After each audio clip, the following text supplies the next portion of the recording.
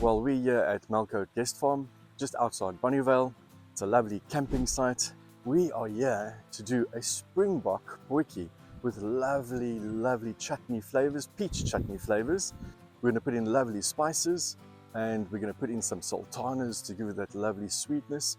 But we're going to cut that sweetness down with some Worcester sauce. And then we're going to make a beautiful yellow spiced rice with some raisins in as well. And it's going to form the most delicious Springbok Potjie you'll ever taste. Let's get stuck in making the Springbok Potjie. So the first thing that we're going to do is fry the meat off.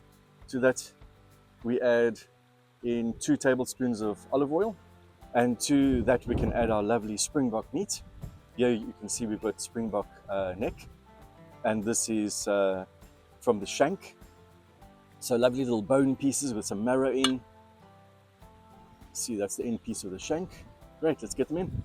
So we were going to make something else on the braai today, but we drove into Bonnievale and we saw a butcher shop, and lo and behold, they had Springbok. So we had to take advantage of it, and we decided we're going to make a Springbok Potjie. Get some direct heat on it, just to get the frying process going. So as you can see, we had to add additional wood because it is a touch windy today.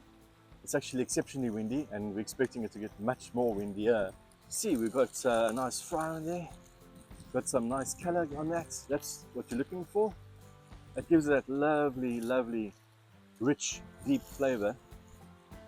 Yeah, that's what you're looking for. And that chariness, you know, when you are adding your liquids, you know, gives that gravy, that lovely flavor. Right, well, I think now is the time, while that's frying away, to get stuck into peeling and slicing our onions. So to this we're going to add 2 onions. The reason why I'm squinting is because the smoke's coming into my eyes. This is the true adventures of braaiing and camping. This is how windy it is by onion thing. Alright, let's chop this up in just slices. Okay, and we can add them directly to the pot. Turn your meat around, get those onions at the bottom, and get them frying. So fry up those onions, and then we're going to add the rest of the ingredients in a few more moments.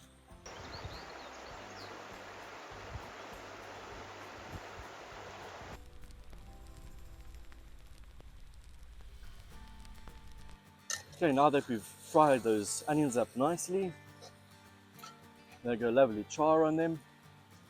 Time for a bit of spices. So grinding of salt, grinding of black pepper, and then from there we're going to add in enough water to just cover the meat. Here we go. So that was about 1 liter of water. We're going to add in a 1/2 cup of chutney. We use the peach chutney because the sweet complements the gaminess of the meat. So peach chutney, 4 tablespoons of Worcester sauce. That will give it that tangy element. And from there we're going to add in our whole cloves, about 10 cloves. You want this to really come out in the gaminess of the meat. So this is the secret ingredient to game meat, cloves. Lovely. And from there we add just a little bit of coriander, about a tablespoon. So for about 40 odd minutes we're going to let that reduce, checking on it now and then. And from there we'll add in our potatoes and our carrots to this lovely mixture. Alright, so let's chill out. Let's wipe the tears from the smoke from my eyes. Let's have a sip or 2 of wine, and let's wait for the potjie to get done.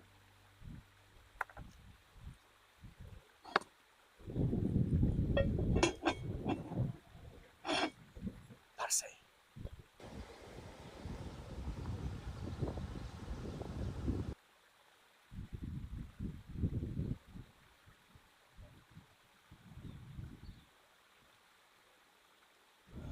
Alright, so it's been going on for about an hour.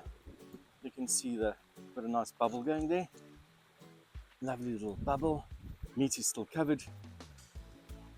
Let me check the meat out. Squish it like that. You can see it still needs to go. Alright, let's get some veggies in there. Veggies go for about 40 minutes, so that's what you can expect. Here we've got 7 potatoes and 200 grams of carrots, already peeled. Potatoes aren't peeled though, they can go in all rustic. So you're welcome to peel them, but we don't have a peeler, so we're not going to peel them. So let's get them covered, make sure they are all covered. So let's first give that another 20 minutes or so, and then we'll add the sultanas for that nice fruitiness of the dish. I think we're going to get stuck into the rice. So we've got some basmati rice.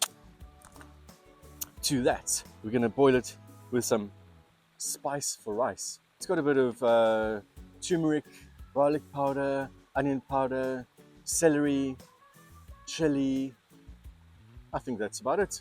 So if you don't have spice for rice, that's the ingredients that you can mix together. And to that, we're going to add in some medium curry powder. Literally just half a teaspoon. It's just for that little bit of flavor, that little bit of curry that's coming through. It's going to do wonders. So let's get stuck into making the rice. And we're sitting here on the stairs because it is freaking windy. And this is the only spot. You see it's got a bit of a barrier there, so the wind can't get to it. So this is the spot that we've picked that will have a bit of a windbreaker.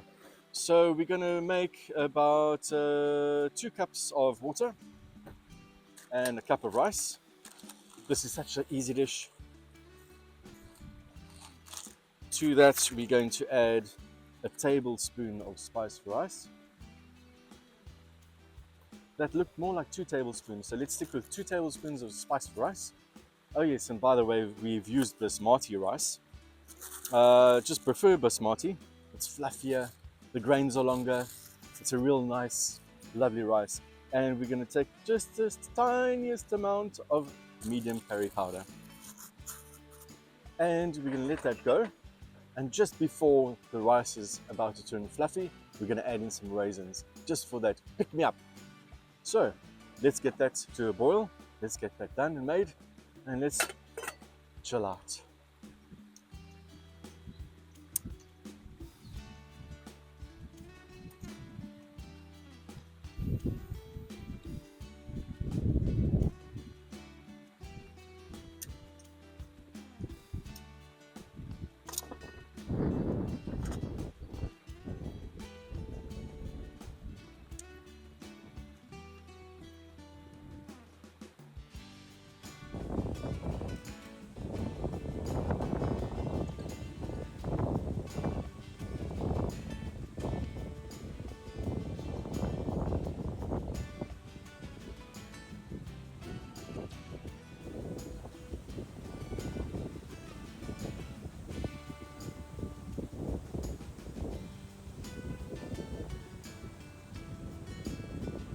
So we've had to move up by the deck. That spot didn't end up doing too well. Still windy over there.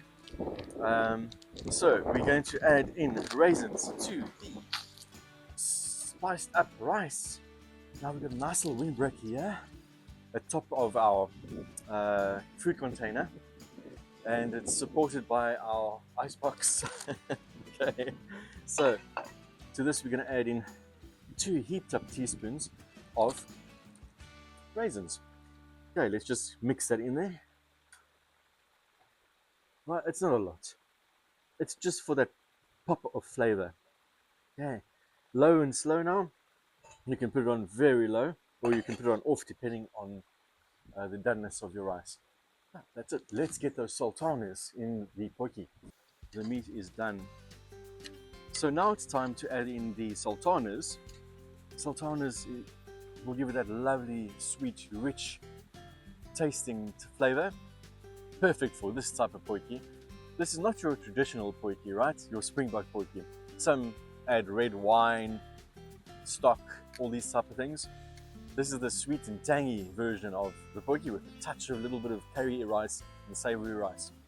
Okay, let's get those sultanas in. Look at that goldness of that sultana.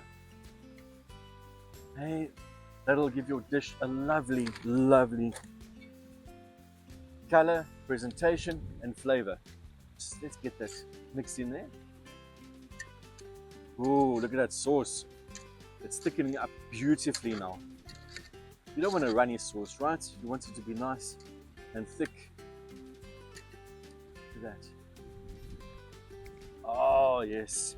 Okay, we've got about another 15 minutes on that, and then we're ready to plate up. Let's get it covered.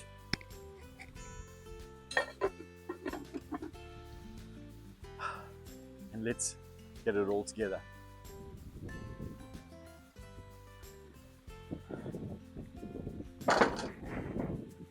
Oh, after a good 2 hours, 2.5 hours, the potjie is ready. The Springbok Potjie is ready. Difficult to say really, but it took us about 2.5 hours. With that wind that was constantly blowing those heat, that flames away. So 2 hours. You can get away with 2 hours. Okay, let's dish up that lovely, lovely spice for rice mixture. Fluff it up a bit. Here we go. A steamy rice with some lovely raisins. You know, if you don't want to put raisins in, no problem. But we are trying something different and something new today. So there we go. Lovely rice. And the Springbok Potjie came out magnificently. Look at that. Deep, rich meat. Lovely sauce. Delicious potatoes. Oh, look at that. Look at that sauce as well. Oh wow. Okay, let's get stuck in there. Let's get it on top of the rice. Oh wow, mouth's watering just looking at this. I can't wait to taste this. Well, first of all, you know, you have to go in for the meat. Look at that. Yes. Tender, off the bone. Mmm. Mmm. Those cloves. That's the flavor, the taste that you want. Popping through, coming out with that sweetness, that peach chutney. And you know what, that Worcester sauce just adds that tanginess to the peach chutney. It's magnificent. Now,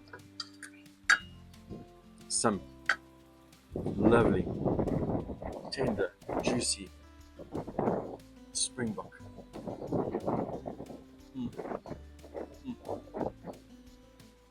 You know that gaminess that you get from Springbok, from wild meat, from wildvleis? It just disintegrates into your mouth. It's so tender, so juicy, and so rich. And look at this. It's so tender.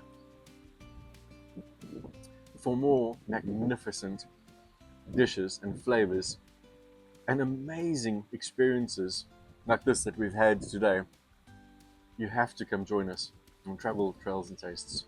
See you on the next episode.